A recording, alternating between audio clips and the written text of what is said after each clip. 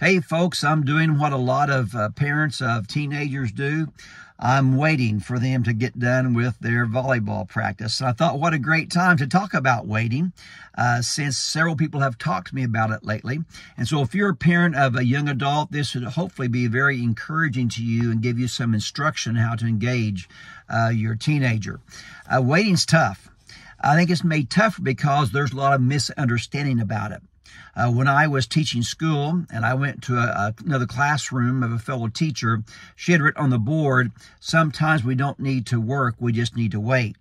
And the implication there was waiting was doing nothing. Well, I was a little sarcastic because I was waiting for God's timing in my life. And I put up there in parentheses, waiting is work. Waiting is not always easy to do, but it's part of God's economy. And so if you have a young adult, I would want to suggest 3 things in this video that might help them with this. Can be a difficult season. The first thing I would remind you is that waiting is a precious time of preparation. Rather than sitting around doing nothing, lamenting your situation or complaining about your lot in life, you should see this as a very precious, a very limited season that you can prepare yourself spiritually, emotionally, intellectually, vocationally, whatever it might be, for that next stage of life. You should always be adding value to yourself, if in no other way, in reading great books. Of course, the greatest book of all, the Bible. Spend time getting to know your doctrine. Don't waste this time on nothingness, but see it as an opportunity that God has given you to prepare for the next season. Secondly, in addition to preparing yourself, do the next thing in front of you, whatever it is.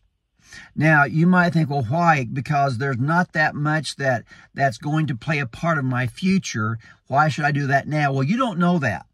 Oftentimes in God's economy, he uses things that are so menial to be a part of his mechanism to cause his great plans to play out. A good example is Ruth.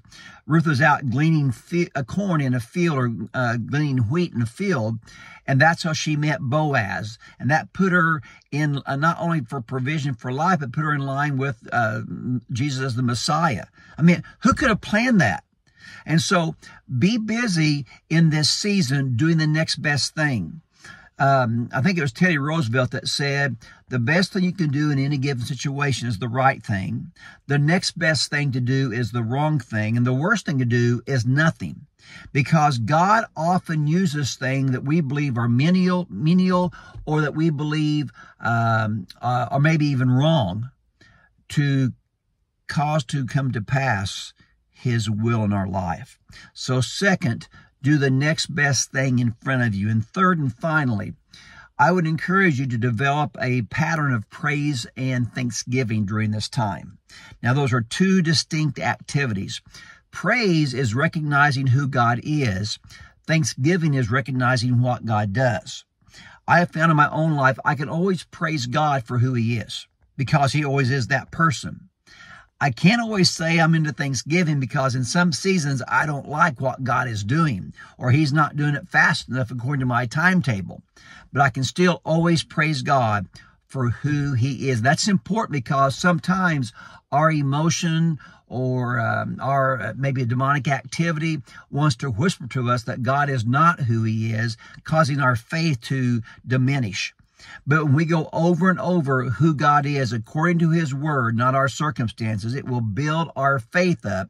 Again, without faith, it's impossible to please God. So that could also be a mechanism for that next stage of life. So I hope this makes sense. I hope it's an encouragement for you parents who have young adults to tell them, to encourage them, to prepare, do the next thing in front of them, and thirdly, develop a lifestyle of praise and of thanksgiving. This is Kirk Smith with ICHE, still waiting.